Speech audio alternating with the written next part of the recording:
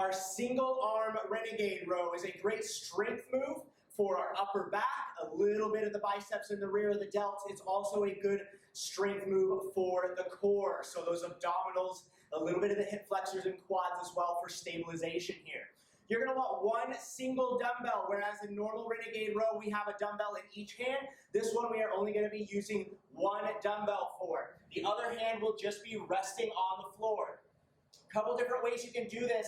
On those knees is going to be a little bit easier. Make sure, remember that those hips are dropped down. We have a nice straight line from the head down to those knees. So this will be a little bit easier. If you want it a little bit tougher, we're going to pop up onto those toes, widen that stance out nice and wide, and perform the same movement while up on the toes. So a couple different options there. Biggest things to remember, we want to keep the core tight. We want to keep those wrists directly underneath of the shoulders, not out wide, not up above here. And we want to focus on control and squeezing that core throughout that movement.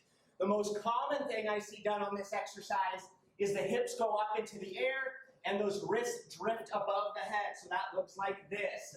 And that happens oftentimes when people start to tire out. They'll try to do this. Push the hips down, push those shoulders right over those wrists so that we are putting pressure directly down on the wrists to the floor.